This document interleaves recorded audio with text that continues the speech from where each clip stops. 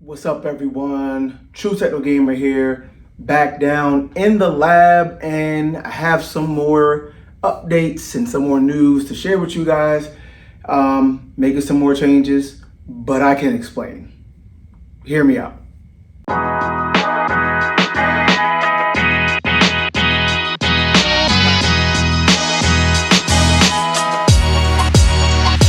So I'm gonna share with you.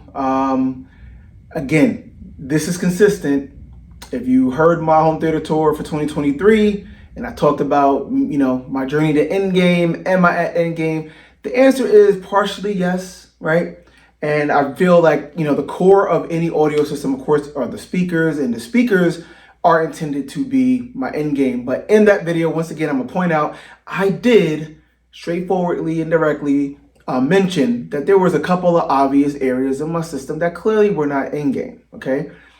And I'm addressing two of those, although one of them I didn't really mention in that video, but it's kind of related to the things I did mention. Let's put it like that, okay?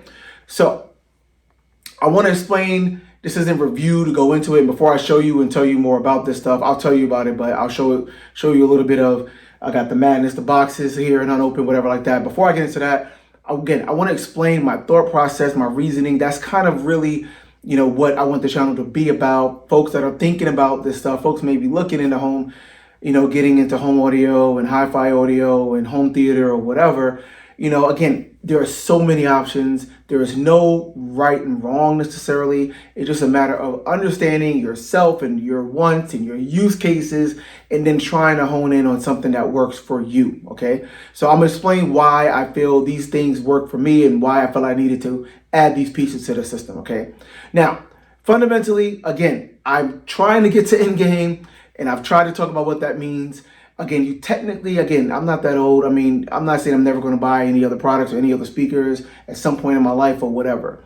But, I'm trying to get to a point where I feel like I'm pretty much at the top where, if I did not upgrade, if I did not get anything else again, I would be perfectly satisfied. That's first of all. And second of all, you get to a point where really diminishing returns kick in, right? Where it's not really about getting some crazy amount of extra performance, right? It's about maybe aesthetics, or again, maybe use cases. I'm in a different space, I'm in a different room, I'm going for a dedicated home theater room versus a multi-purpose, rec room like this and stuff like that, right? Those considerations are meaningful, and that can cause me to, I might make completely different decisions on what speakers and components I have, let's say. But that's still, I'm still kind of going more lateral in terms of the performance part. That's kind of how I look at it, right?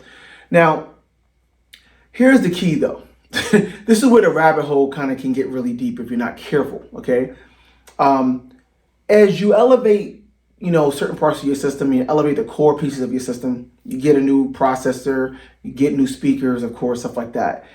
You start to realize that you really need to feed that system properly, right? You need to upgrade the things that are surrounding it, the source, make sure that the cable, the interconnects, the power, all of that stuff matters. Why? Because when you have a system as high resolution and as,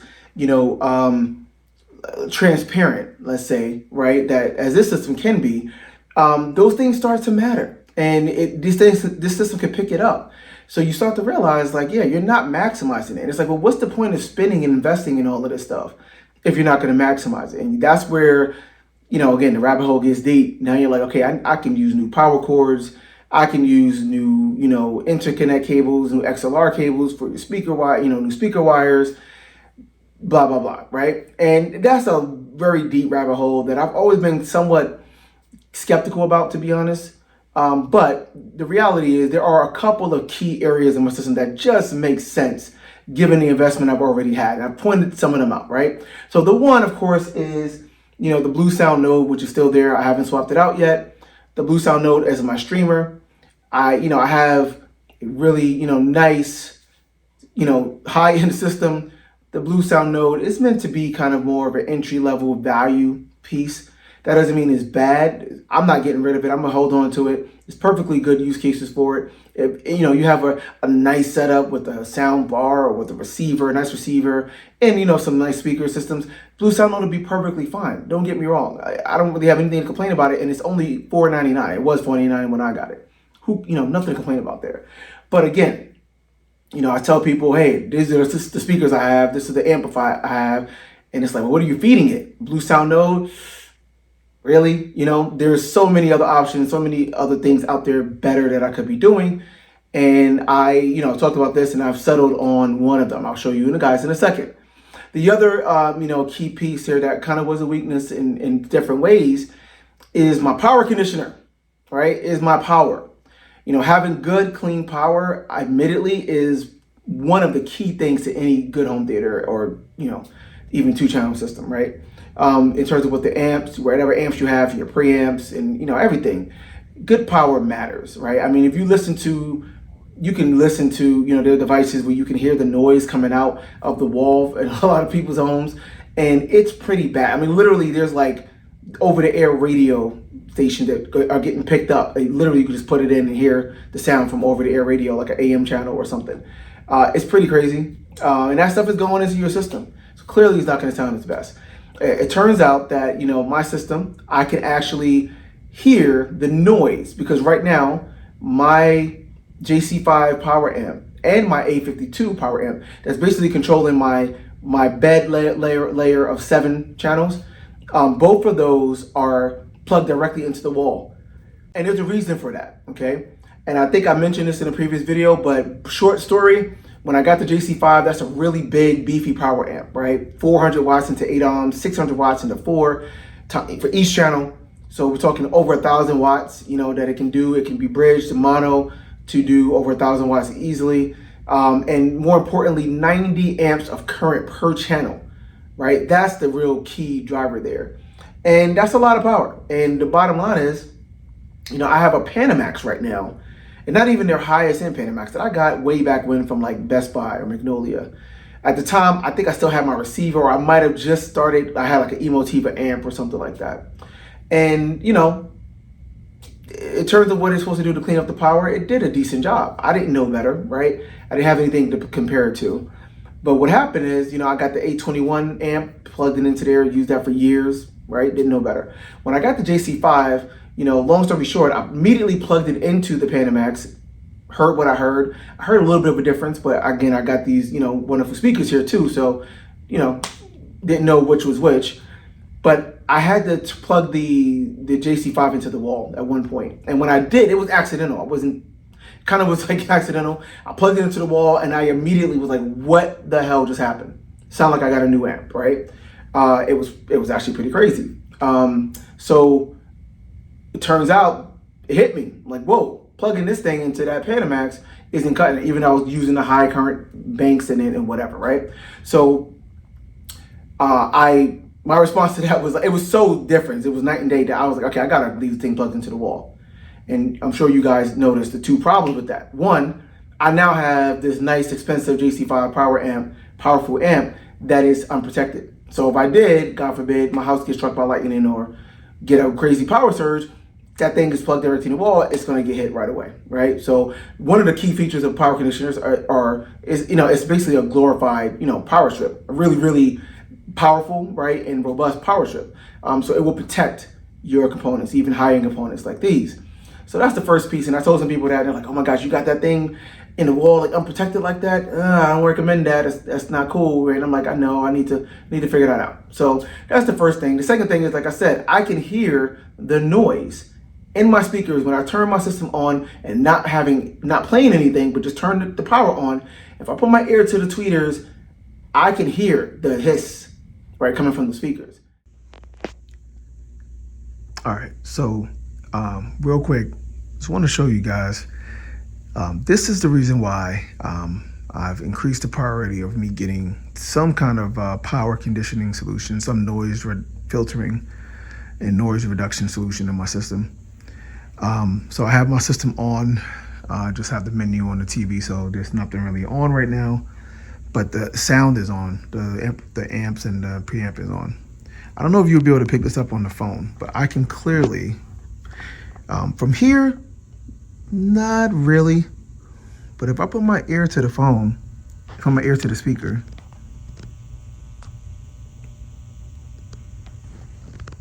I can definitely hear the hum. I don't know if that's coming through at all. Probably not. I don't know how to get it to, but it's definitely there, right there. Right, so that's the noise coming through the power line that's going through the amp and then going through the speaker. Could hear it here in the center channel too, even though there's a different amp on the center channel. So again, from most listening, it's not terribly noticeable, but it's there. And I know from experience that if that was cleaned up, there would be a noticeable perception of clarity, and just resolution and detail to the sound. So I think it's time for me to do that. And that's not good either, right? So power conditioner, get rid of the noise, protect it. Now, the power conditioner I got also it should do wonders in terms of actually improving the sound quality because that noise is gone and just other robustness in terms of what the circuitry is doing. Word is, it really does make, getting a good power conditioner, from what I heard talking to a lot of people, is one of the single most best things you can do to improve your sound quality. And I'm coming from a pretty low end place right here, right? And really no power conditioner on my actual amps.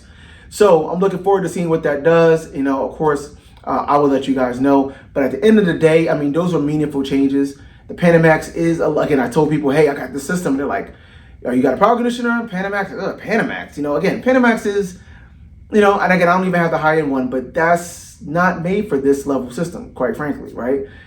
It can work, but it's not going to do my system justice. It's not going to give my system its best chance to shine. And that's really what it's about. So those two areas were low-hanging fruit on my system, admittedly, and I knew that, and I mentioned that on my journey to endgame. And, it's time for me to address them. Again, these are investments, though, right? I'm not buying power conditioner and a streamer to try it out and buy something else again next year, right? Or 2 years from now. Even if the channel blew up, I love you guys. I know people do that. That's not really what I'm about right now, right? These are things that are meant to last for years. And again, I've told you guys, I have plenty of examples of that where I've shown that discipline, and that's my work. That's my principle there.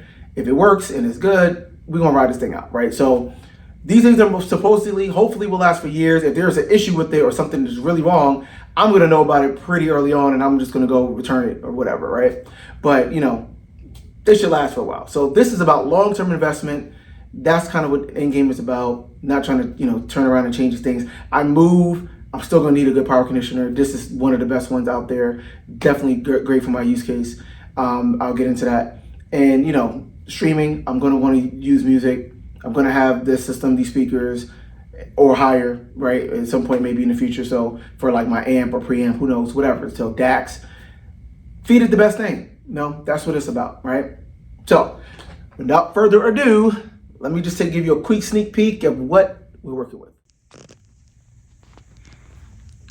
All right, guys, sorry. So I'm doing this pretty impromptu here. I got stuff moved out the way so I can do it, but here we go. So shouldn't be much of a mystery now, but yes, the two main pieces here. On the left, you see, I'm leaving it that way. I'm gonna show it in all its glory later. But there is the Hi-Fi Rose RS130, their flagship digital network streamer, okay? Super high quality, great reviews. Right now, I'm gonna give a shout out. I got these two pieces from Gramophone in Maryland, in Timonium, Maryland, specifically. The one that has the Experience Center, for those that are familiar with that. I'm gonna give a shout out to my man Warren. I told you I got you. He really looked out for me. He's one of the lead salespeople there. And we've been talking for months about various stuff, and I told him I'll give him some business. So here we are. I'll do a full review later, and I'll definitely mention him again. But he gave me great deals, gave me some good prices, and really worked with me. So I appreciate that. So yeah. Hi-Fi Rose RS130, they have some in the store there. I had a chance to listen to it there. You know, he told me about it. I talked to other customers too that had it. You know, I haven't heard anyone that really got the RS130 and complained about it in any way, right? So it's getting rave reviews out there. You know, it's one of the best streamers. More importantly, I really do love the user experience, the UX features of it. You know, for those that don't know, you can look it up. I'll put a link to it, but it has a great, big, ultra wide OLED screen in the front where you can just, you know, you can literally just interface with the entire thing via the screen. It has this cool interface where they call it Rose Tube, but it basically allows you to, you know, stream in music videos from YouTube effectively. And of course, it can connect to pretty much every streaming device out there, internet, radio. You can hook it up to your TV to visualize everything as well. It's just really flexible, and it has every connector option to connect to the highest of high quality DACs and, you know, whatever devices you want to, you know, connect to it. It can take in USB. You know, if you have music stored on a hard drive. I mean, it pretty much has everything. You know, and I love that about it. It's super flexible. There really is nowhere else to go from here, right? The app, you know, can work with that software. Some people complain about the app. They're gonna keep working to fix that. So I'm not too worried about that. I did try it at the store. I haven't tried it here yet, but you know, as long as it works, it, you know, should be good. All right, so I gotta get a video of this, guys. I got the Hi-Fi Rose RS130 out of the box. I'm about to put it in my rack here. I am super impressed with the build quality of this thing. Like the look of it, it was double boxed and encased in carton. It was super well packaged. This whole front is like I said, it's an OLED screen that goes the whole width of the screen here. Man, it just feels so. Look at these look at these sparkling crystal buttons. You know, look at that high res audio, of course. The rose symbol. The material here, this thing just feels so solid, so robust, so high quality. I am super impressed. I just had to get a video of this, man. Look at the back. You know, look at those binding posts. You know, gold plated. Everything about this thing just screams quality. It's not a cheap unit. You know, you guys know it's over $5,000. Although I got a, you know, discount on it, but still, right? But it definitely speaks to its price tag and its value. Very big kudos to the guys at Hi-Fi Rose. I am super impressed. I love the touches here. Too bad, you know, this is going to be mostly inside my rack, but again, the screen will be very visible. So yeah, looking forward to it, man. On the right, you can see that is a Audio Quest Niagara 5000 power conditioner. Considered one of the best power conditioners on the market. Audio Quest is a renowned company full of researchers and scientists that specialize in everything audio. You know, they're like one of the authorities in cables and of every type.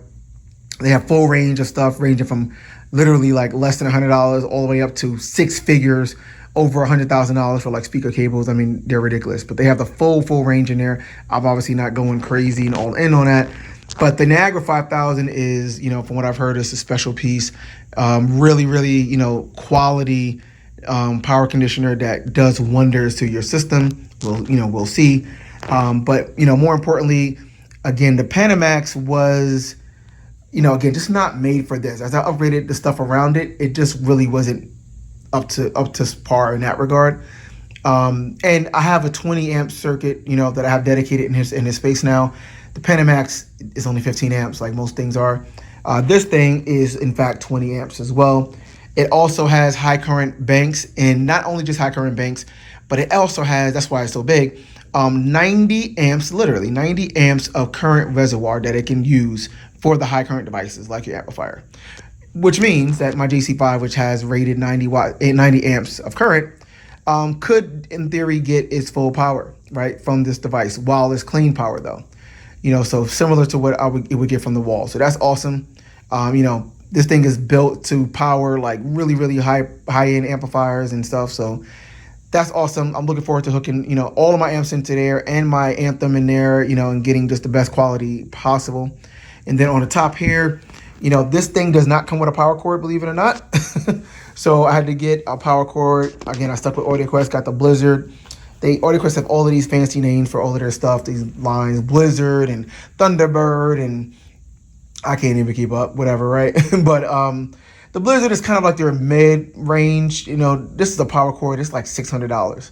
Yes, $600 for a power cord. I know, sounds crazy, but again, this is their mid range. But I wanted to step it up, make sure I was doing this thing justice. But again, I'm not going crazy. Again, they have power cords that are like $3,000, $5,000. I'm like, okay, no way, right? And then my man Warren, he just threw in this free cable for me because he figured I can use it. I don't have any over third party power cables right now. So this is kind of like the entry level for AudioQuest, but it's kind of like their higher end version of the entry level line. That makes sense. But this is like a noise reduction, power cable. So it should be much better than the stock cables that my stuff comes with. I'm probably going to use this one. He said recommended to use it with the Anthem, and feed that, because I'm using that still as my main DAC. So we'll see what that does. If I have good results, down the line, I may, again, the power amp would be the next logical step. I probably would go with a bigger, a higher quality cable if I'm really going to go ahead and do that for the power amp. The JC5 there to give it, its full juice. But you know what? For now, and here's the key, man. Again, this is a rabbit hole, man. Like he was like, "Oh, man, I need to add do I need a power cord for everything? My Outlaw for the Atmos speakers, right? For the Oppo. Yeah, of course he's gonna say that. AudioQuest representatives will say that you need this stuff. It's gonna make a difference. Well, I'm not saying it won't make a difference. To be honest, I'm not saying it won't. I think with this system, I probably could detect the system. Probably could detect the difference. But at the end of the day, that's a lot of money. It adds up, of course, and no rush, because at the end of the day, you just need to enjoy what you have at some point, right? I'm already complaining I don't get a chance to listen and really enjoy the system, and just really soak it in, right, as much as I would like. So I got some meaningful upgrades here. Like I said, these were low-hanging fruit on my system, and I knew that going through and upgrading every cord, every cable, every XLR, every, my Ethernet. I could do all that, guys, right? But I haven't even got a chance to feel what this stuff will bring to the system, like how much better it would be. It already is great, right? Even before this stuff, right? So I just need to soak it in. I still got some more calibration and stuff I can do. I still got some more tweaking I could do, so enjoy what you have at some point, guys. You always can continue to add more stuff and just, and it just keeps going. And as you keep adding and building up, guess what? You need to add and build up the other stuff around it and keep going. And, it just spirals. So I'm not saying that I won't upgrade my power cables and stuff like that at some point. But it's not like an immediate priority for me, I'll say. I'm just going to take this, enjoy what this is. And then, yeah, we'll see over the next couple of years if I feel like I can really get some benefit. Because, again, now my system is bringing out other, gaps or holes or weaknesses and stuff like that. Sure. I'll try to fill them in. But we're going to enjoy it, man. So this isn't a full review. Again, I will definitely go more into this stuff later. I'll show you it in my system and talk about it more once I have a chance to get it out, let it burn in, let it just, settle for a little bit. And let me really get a feel for it, which, again, from my time, could be a lot of time. Who knows? But I wanted to let you guys know, again, just my thought process, all about investing and maximizing my investment, so to speak. So excited to see how this thing goes. I will keep you posted. True Techno Gamer here. To the next one. Appreciate you. Signing off.